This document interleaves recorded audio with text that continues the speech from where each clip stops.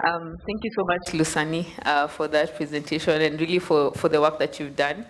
I mean, I attended the ICA in person, so I was there receiving, the award. But I think, yeah, the work you've done as ASA in like leading the way in this, and I guess contextualizing it for the profession is really important.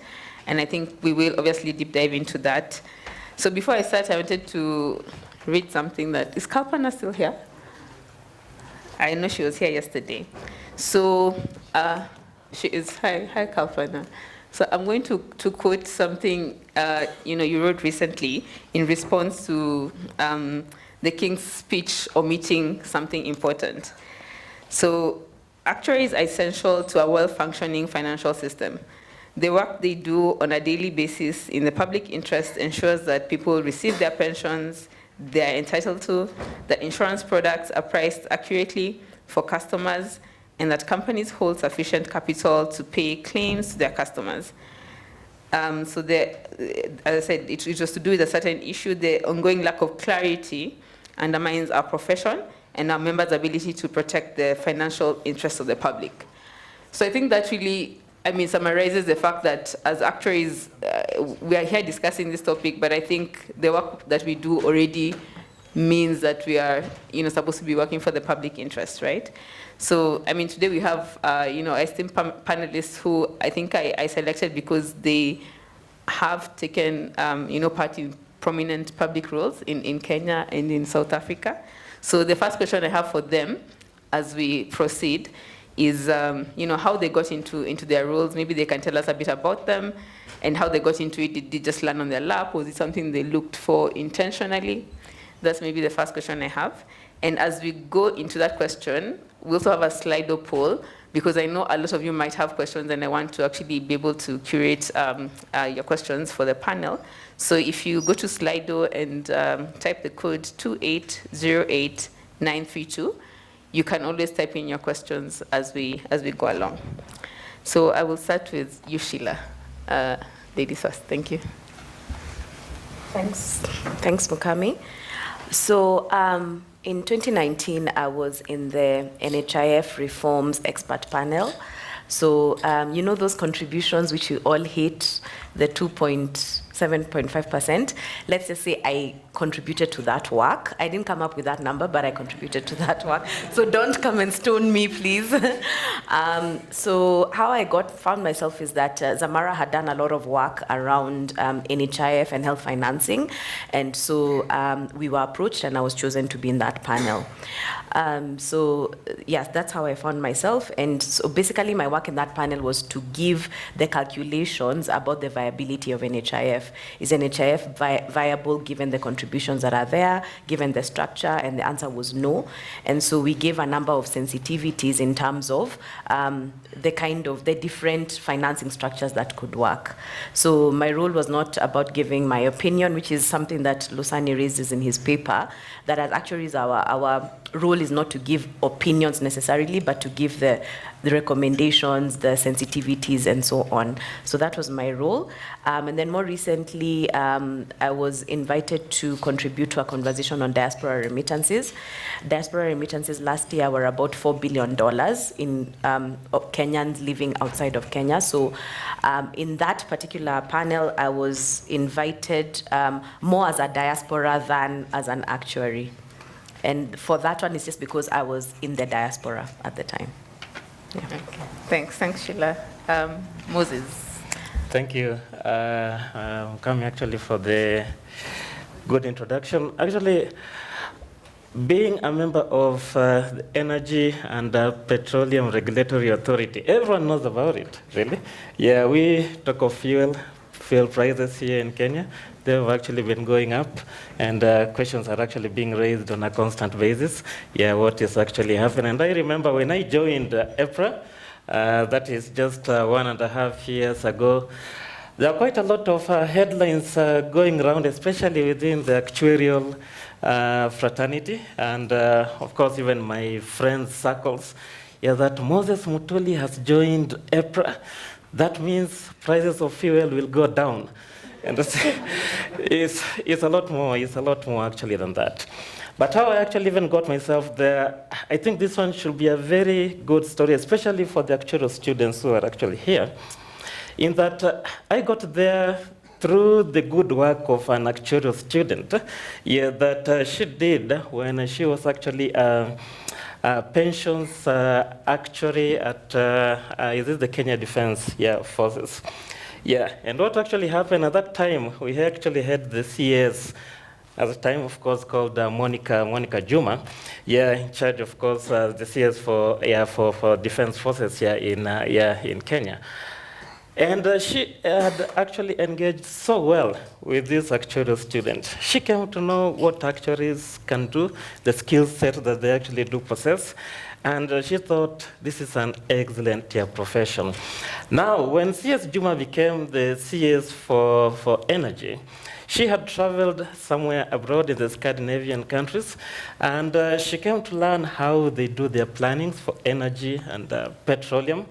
And it was through the discussion that she actually held with many of the stakeholders actually in the Scandinavian countries that she came to learn that, or appreciated that this is work that an actuary can do very well, given the knowledge that she has actually gotten from the actuarial student she had actually worked with before. So when she came back to Kenya, the first thing that she actually did was just to look for an actuary. So of course, through the Actuarial Society and through the senior actuaries that we actually have in Kenya, a recommendation was actually put forward that Moses should actually be, go represent task, in that board. So I've been sitting in the board of EPRA, and you are aware, of course, sitting in the board, it is more of an oversight role. So you don't get into the nitty-gritties, the details of actually working with EPRA, but you get to know what is really happening. So within the board, I was actually the chair of the Audit and Risk Committee. Thank you. Well, thanks, Moses. That's a very interesting story or narration. Lusani, do we need to ask? But I think we need to know. Is it on? Can you hear me? All right. I've always sort of had an interest in this. I've been involved in many different things in my life. I've been involved in politics as well, not successful. And then when I thought of doing presentations to my fellow professionals, the topics that attracted me were topics around public interest and professionalism. So I remember doing a presentation, I think it was 2015 or 2016, where I spoke about Florence Nightingale and her role and what she did and how she developed the nursing profession. And I just drew, there was a similarity there of what we could do as actuaries. And then there's a creed that I even developed there, say this is the creed of actuarial professional. And that was quite well received. And then I followed it up with more presentations on similar topics, looking at the public policy making process and so on. So I've done probably about 3-4 presentations on that. And then when the society were looking for a public interest actuary, then I applied for that job. There was an interview. There were some senior actuaries that competed with me for that job, and I got that job. But it's a part-time contract job, which I got in 2019, and that came about at the same time when I think at that time I was the president-elect. I was going to be the president of the society, so the two sort of worked well together in a way. And then I just continued on that front. Just continue writing on these issues, continue presenting on these issues, getting challenged, engaging on them. So that's how I got into this. Thanks, Lusani. And maybe just to pick up on the point you made around, ASA at that point in time deciding to set it up. And I want to bring it back to task and even the recommendations you made. So obviously ASA is a more established professional body, or almost 2,000 qualified actuaries. We are, I think, almost getting to 100. I don't know what the numbers are right now. So do you think this is something we should take up now or later? I think I'd like to hear comments about that, because obviously we're not yet fully family established even in the traditional areas yet. Sure. So what do you think about this? And I know there are other representatives from other, let's call it, emerging markets. I know Agnes is here from Rwanda. Yvonne is somewhat representing Nigeria. Do you think this is something we should pick up now or later as a profession? I think it won't hurt you to pick it up now. What you can think about is more around the nature of that role, whether it's volunteer-based, whether it's part-time, probably full-time would bankrupt you, given how expensive we tend to be. So you can look at the nature of that involvement. So for instance, if you have a working committee that's looking at that, the person who's chairing it and who's going to be responsible for the engagement and all of that could start to go by that title or, confer it on them after a while when they've shown their stuff, But I think you can start working with that concept. We haven't trademarked it. You don't have to pay us royalties for it. It's something that we encourage the profession to embrace. As somebody who is actively thinking, you heard the speaker, he said actively be proactive about this. And that is the stance. So before they established this, we used to wait for legislation to come and then we give comments. The difference now is that we are proactive. We say there is a problem, we need to research this, and then we start having engagements with people that are looking at it.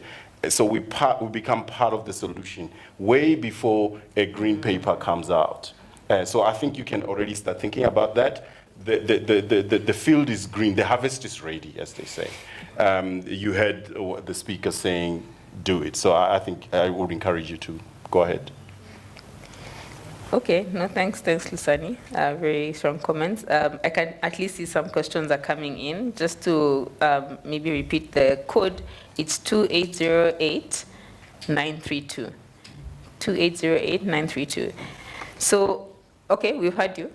Maybe I'll ask the person who's been, I guess, in the most interesting maybe public sector role so far, Moses. Like, what do you think, if you were to then maybe take Lusani's advice, what would be some of the key topics that you would say should be topical for task to start to think about?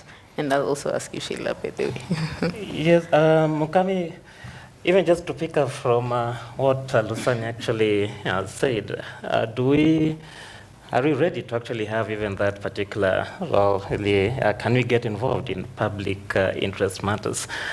And I just go back to some of the issues that the profession has actually faced and what the members actually demand. So currently, you speak to a lot of the members, they'll be saying that we do need to comment on this or that particular issue. And there's quite a lot of push here on that.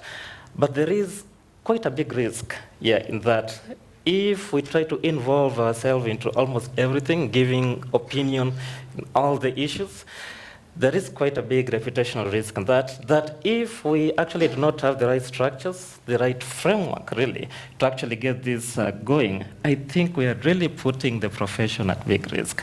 And we've seen situations where members, we've actually had conflicts with members. We fought quite a bit. We remember during the COVID-19, we had models, we had issue opinions that we actually gave, and not 100% well received because there will be differing opinions about this stuff. So I think the key thing is actually having the right structures, to get ourselves there. And when I talk about structures, I'm talking of course, the framework is actually key, but also looking at criteria that will help us determine what kind of topics we need to actually participate in. And that is why I like the paper that Lusani you actually did. When I was just reading through it, I could take a lot of things that we as a profession, we need to actually pick up. Now, Mukami, just back to your question again, which areas do I think that we can actually get into? So when I was in the board of EPRA, of course, being the audit committee, one of the key things that actually came out is that risk management is very, very new in the public sector, very new, that they do need support in that particular area. So when I was actually there, we had actually initiated some processes that we believe that EPRA could actually pick up very easily. So you look at something, for example, like just identification of risk. How they actually identify the risk themselves is very inward-looking, operational risk only. So leaving out some of the key risk, market risk, for example, interest, foreign exchange, and these are things that are actually affecting, even the prices of fuel, coming through. So they're very, very, I felt, yeah, and somebody in the public sector can actually, yeah, have a different view about that. Yeah, but I thought risk management is an area that we can actually get ourselves, yeah, into. There could be other areas that are there, and of course, Sheila might actually even talk about them. But I do feel that getting into public or national planning will actually be very key. Maybe the biggest question is, how do we actually get ourselves there? I don't know if that is part of another question that you actually have on that, but my view, based on, say, the Institute and Faculty of Actuaries in UK, I know that they have the government actuary department. That really helps. Can we actually have something similar here in Kenya? Maybe not directly a GAD, but something can call the Directorate of Actuarial Services in Kenya, based at the Treasury, really. But how we get there is another question. Happy to talk about if there's time for that, really. Thank you, Mukami. No, thank you so much for answering the most popular question. Do you think there's scope for the country to establish a government actuaries department? So I think that's something that I think has, to be honest, come up in the history of task. But I think, given the fact that we hadn't had a bill yet, and we hadn't, I guess, decided or come to how we will interact with the government, and I think that whole risk element you mentioned in terms of, reputational risk and not wanting to sort of put something out there unless you're very sure, and also the fact that the government perhaps doesn't have pay structures that align with what actuaries want to be paid.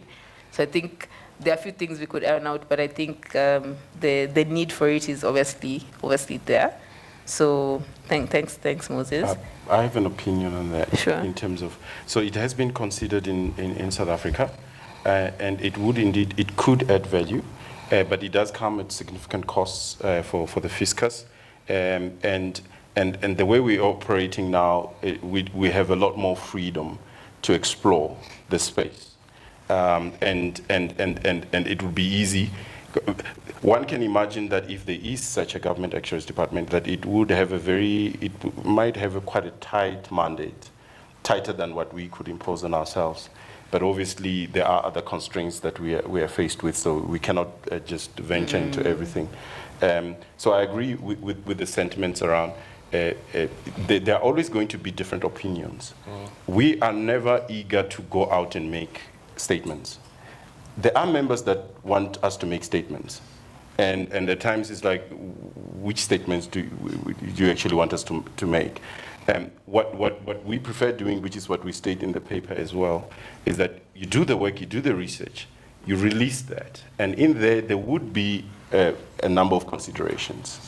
And if one is pushed to pick one can do that. You mentioned in terms of opinion and so on, one can, but with very clear motivations why that is that, and the downside of that and so on. So the way you go about it must remain true to the profession.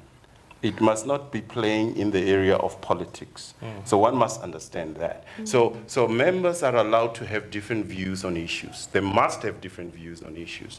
And that is why we also, part of the public interest strategy is to encourage what we call the thematic approach, meaning different members doing different research on different topics in their own will and so on.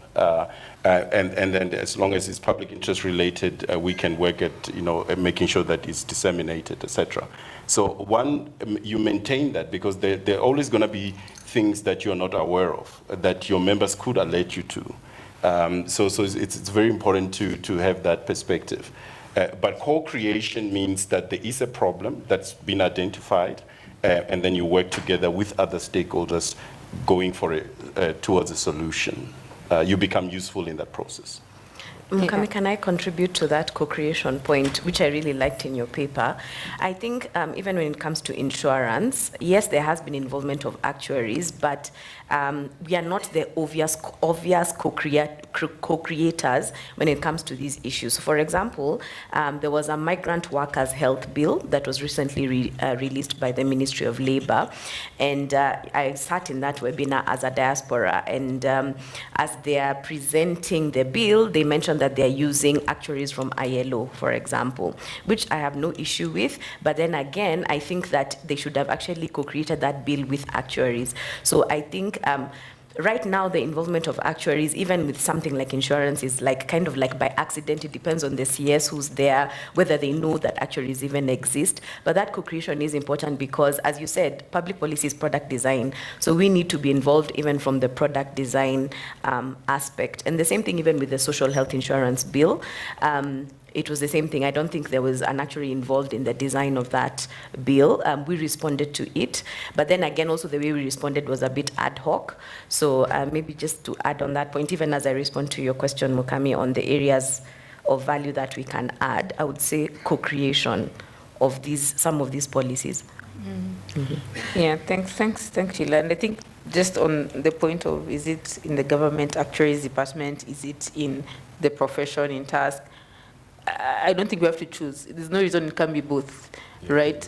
So I mean, I guess in the UK they do have the government actuaries department, but obviously the FOA still during COVID would put out, I mean, they had a working party that would actually issue sort of, research and work and publications. So I mean, hopefully that can happen. In terms of this prioritizing areas of impact, I see David has also asked, how do we prioritize which have the most importance? And I think there is some sort of like a framework you've advised in the paper. And I think that's maybe what we can apply, but obviously it might be hard to say what those are right now. So David, if you'll allow, but of course we can ask for opinion. So banning platform, and also just area of knowledge and skills, confidence in an area. So if you have to choose between getting involved in an area that is just too far away from you, and one that is closer to you, that is would have an impact as well, that becomes clearer which one you would go for. So there is definitely the influence of where the members, what the work that the members have done, the exposure that the members have, and also the interest that is coming from the other side to involve you. That helps to reprioritize and prioritize. So if you look at our priorities in the public interest space, you've got something like the medical negligence problem. You do have NHI, you've got national social security considerations. In that space, you've got a social reform committee that I work with, and they've published a paper where they're looking at it's looking at the overview of the entire space of social security in South Africa, the different institutions, the pros and cons, what is being planned, what has been done. And that is useful, and it contributes to this co-creation that you're speaking about, that stakeholders who are working in the space, they will find that paper useful, because it actually gives you an overview of all the institutions, from unemployment insurance fund, road accident fund, what you call we've got not a basic income grant, we've got grants for the disabled, for the old age pension. They speak about all those things. And then they even speak a bit about the NHI, which is the National Insurance proposal that is being worked through Parliament, etc. But it's a banning platform. It comes from what members are saying. It comes from what stakeholders are saying, and that's how you have to reprioritize. And COVID took up a lot of airtime, because it was a banning platform at that time. Yeah, if I may just add a point that. As we look at the banning platform, the areas that we should actually get ourselves involved, we have to appreciate also some of the weaknesses as a society we do have. And the biggest gap that I know with the actual society here in Kenya is we do not have actuaries who are directly working in research, or we don't have a research working party. I do believe that for us to actually even provide some opinion about matters, it should be well researched. We should be able to have or use data to actually guide us in actually providing even that opinion on policy matters. I don't think we are there yet in terms of research. And this is where I do believe that it is necessary as a profession here in Kenya to really get involved with or actually partner with the universities, because we do have a lot of lecturers, of course, here in actuarial science. They're doing a lot lot of research, but you're not making use of that research. So I think if you're actually getting into public interest matters, of course, we have to have that strength in research. If we do not actually have it, then how best can you actually partner with those who are so good at that? And this is where you have the collective need to just involve our lecturers to make sure that we can actually get there in terms of just forming an opinion based on facts and research, really. So just to comment that is definitely our strategy, research-based.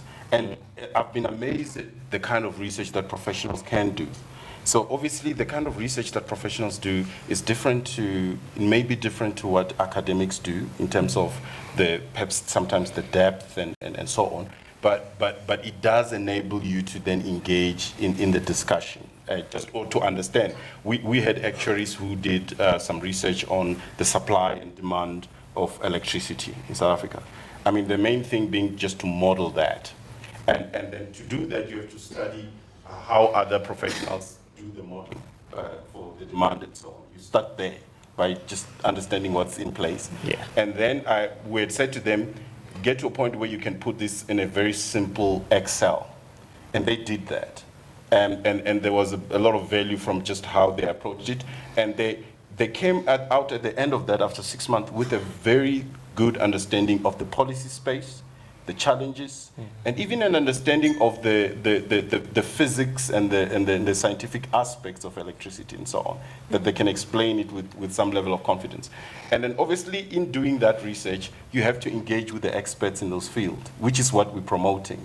So we don't promote jumping to conclusions and saying stuff. We promote doing the research. Yes, and of course, Lusani is at UCT, so I think it aligns well. And I think I actually met the person who did that electricity research. I think he came for ICA to present it, right? Like a young gentleman. I think, but this to say that definitely we can do that. We can do that, Moses. And interestingly, the next question, most popular question, is from someone who works at Strathmore University. John Ocheche, it's for you. What exactly is your role as chair of Audit and Risk Committee at EPRA? What does it involve? And in what way does your actual contribution enable you to make a unique contribution? And I think that was actually one of my questions around the skill set you guys think it takes to actually take these public interest roles, and whether there are any sort of gaps. But as you answer that question, you can input into that. Thank you. Yeah, thanks, John, and I can see you here, indeed. Yeah, of course, audit committee looking at operations, the controls, the procedures, the processes, the organizations, just to make sure that everything is actually running, as expected. Key thing, of course, is to make sure that the authority or the organization not actually losing money or any potential for actually losing money. So I was actually protecting your money, when I was at EPRA.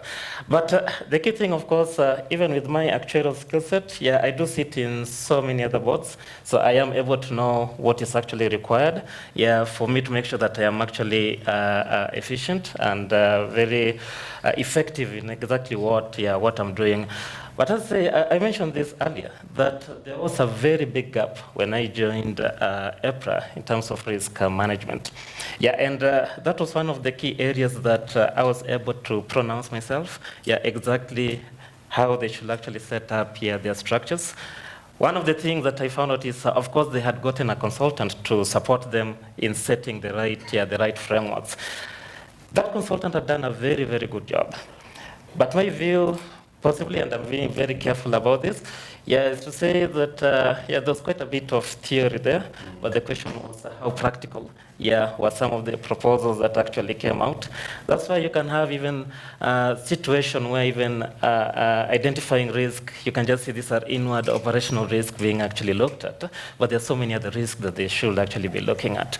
We are talking of things like risk appetite, which is not something that they had actually even heard about. So how is your appetite, rather, as an organization? Has the board participated in actually at the highest level, setting actually the risk appetite? Those are things that were actually not there. So with my actual training, that actually came in, very, very handy. Just supporting the organization in setting those structures. Okay, thanks, Moses. And I know I don't know how we're doing for time. According to my time mark on my watch, we are almost at the end. But maybe, Sheila, anything else you want to add about the skill set that you think one needs? Yeah, definitely. When I was in the NHIF panel, what I realized is there's a skill that we as actuaries have that we don't necessarily recognize, and that is the ability to analyze a problem through different lenses and then come up with a solution. And so in that particular panel, we had economists, we had, of course, people in finance, we had doctors, we had lawyers. And so I was one of the few people in the panel who could actually appreciate all the different views from the different professionals and help us to build consensus in some areas. So I think that is one skill that we think of the analytical, which is obvious, but also the skill that we have, especially the way we think about the actuarial control cycle. That's a very valuable skill that comes into public policy because we can add that lens into, wait, no, but this is not coherent with what the lawyer is saying. Okay, no, but the economist said this doesn't tie in with what the lawyer is saying, and so on. So I would say definitely in this kind of space, what I found useful is not just being closed in into the numbers, but being able to appreciate different skills from different professionals to bring that joint lens, because every professional has something unique to contribute. Yeah. Thank you. Mm-hmm. So the moderators, let us know if we need to sort of stop. But I think there are quite a few other sort of good questions. Maybe the one I'd like you to comment on, Lusani, is about having conflicts of interest. And I think you mentioned at the start of your paper, like we have to balance these out. And I think that's why ASA has sort of put it as a separate sort of entity. But the question is, doesn't having consulting, director experience and a public interest actuary roles increase the risk of being seen as a conflict of interest actuary? Okay, it's an interesting way of putting it. Conflict of interest. But I think it's just asking how we manage the conflict between the fact that obviously a lot of us work for profit organizations, right? And their objectives might maybe be different. Yeah. True. And they do clash, and I do come across that when we're taking policy positions. Sometimes people are not aware, actuaries are not even aware that, look, there's a very natural bias in your input here. And you would need to own that and understand that the ultimate output could be different to your desired one. So being a public interest actuary, that becomes a focus to manage those kind of conflicts. Obviously, I'm not immune from conflicts myself, and most of what I've had to do, navigate, even in terms of who I work for and what I do, is to navigate conflicts. I've had to step off boards because of conflicts or perception of conflict. I had to step off from the regulator of medical schemes because of a perception of conflict. I have to step off from the Road Accident Fund because of a perception of conflict, because I was the president of Actuarial Society, and there are many actuaries that do work there. So it's a perception issue where people feel like, well, you know, what you're saying and your positioning on this issue is maybe because of this conflict. And then they don't want to listen to your contribution after that. So then I've had to step down. I mean, even the one reason why I ended up going to work at university was to actually minimize conflicts. I said, let me go and work in a space that is less conflicted to some of these issues, and in not working for a consultancy or something like that where I might have to be pushing certain positions. So one has to be very mindful about it. It's reality. I come across it all the time. From even very well-meaning people, that conflict is just there, it's staring at you. So it needs to be managed. I've been encouraged by the social security guys that I work with. Most of them, all of them work for consultancies doing pensions consulting and so on. But they definitely, when they engage in this work, they do wear a different hat. I've seen them engaging with government to a point where I'm comfortable for them to engage in my absence, because they know when they're engaging there, now they're advising government to improve their proposal, make it work for most people, even though it might be to the detriment of their businesses they work for. I've seen them actually participate in that way, and they get heavily criticized by some of their fellow colleagues in the profession. It happens quite actively. In the space of, for instance, the national health insurance, that we haven't succeeded there to find a way forward in terms of how exactly to engage. I think the interests there are deeply entrenched. Some concerns are very valid in that the introduction of that is going to change the landscape in South Africa. And obviously, if the landscape is going to change and you're dealing with a government that is not covered in glory in terms of its execution of things, and you've got a sector, a private sector that is working well for the people that can afford it, you've got a natural conflict right there. So one shouldn't be surprised when you're having to deal with a lot of conflicts in that space. Some of them are genuine. Actually, my view is that conflicts are actually genuine. You are not lying when you are protecting your interest. You are actually being very true to yourself. So I assume that up front. You are going to be conflicted. You are conflicted. But I still need you in the discussion because I really want to understand your view and I need your skill set. So come with your conflict. We have to manage it. So that's my perspective. Government doesn't view it like that. They've kicked me off boards, and then they phone me 2 years later and say, why did you get off that board? I say, well, I told you we could manage this conflict, but you kicked me off anyway. So now you don't have somebody, and you've struggled to get somebody for 2 years. Now you want my help. So it's just that sometimes we shoot our foot. It's a problem. No, noted. So that's another skill set to have, managing conflicts of interest, Definitely. and I think declaring them. I think that Own them tends to up. be the Own them up first- front. Yeah, the first point.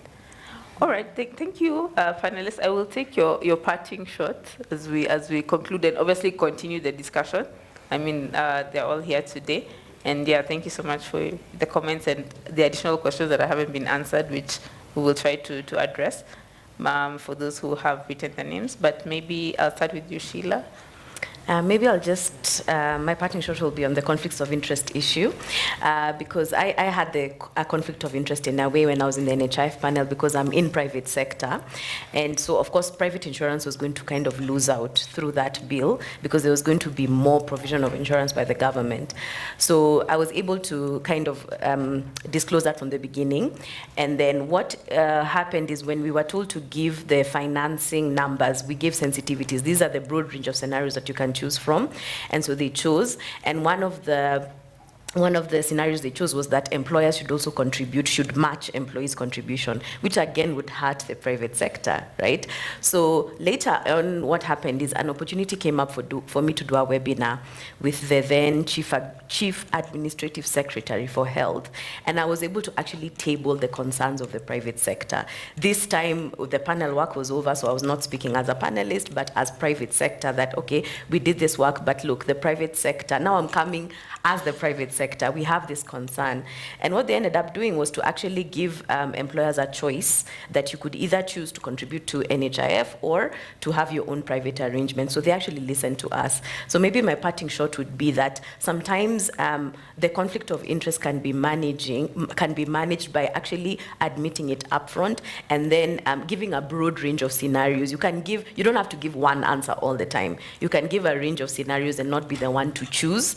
And then even after the work, there's always ways to engage, even in your conflict of interest position, because later on I was able to engage as a representative of the private sector. So it's very dynamic, and I think if you go in with like a closed mindset, as you said, then you can't engage. So yes, that's my parting shot. Thank you. I say amen to that. Moses. Yeah, I think for me the key thing is actually stakeholder management.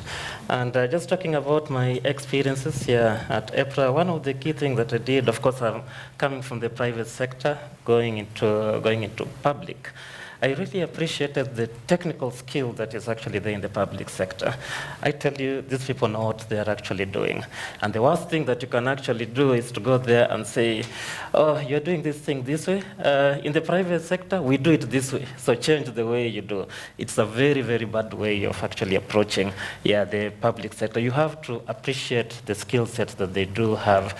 But then you also have to appreciate that this role, sometimes it tends to be actually politically influenced, so you don't take it so much in your heart. Yeah, in the sense, as Lusani actually said, you're thrown out of a board. And that's the same thing. Also, even with myself, I was thrown out of the board. I got the 1 p.m. news, saying Moses, you're out. But there are some political influences that actually come through. Yeah, so just take note of that and don't go there fully saying that I'll be there forever. No, a new government comes in, things change. Yeah. Thank you, Moses. I'll say something and then give you the parting shots. So I haven't necessarily taken any public interest roles, but I think it's interesting for me in my career. We've moved from the place where I had to convince my parents, what an actuary is and to pay for me actuarial science instead of architecture, which is what I'd been called for, to the point where now my mom is explaining to her friends, what actuaries do. So I think the actuarial role or skill set in our country has come to the forefront, and we now don't have a choice but to, obviously operate for the public interest. I'm not saying we haven't been, but explicitly in that way. So just to echo the comments from the first session where, the speaker said we've grown as a society and we're playing an important part in society. So since Serikali imesema and mambo ni matatu, I don't know what the third one is, but I look forward to what we'll do as a profession. So thank you. Fantastic. I think I've benefited from the training that I've got as an actuary, writing all those IFOA papers that I failed multiple times. But then the education had to continue even after I qualified. I've been a qualified actuary now for 10 years. And when I did that work on Florence Nightingale, I was inspired by the young lady. In terms of what she did. She even drew up something like a flower chart to look at the death rates in the hospitals.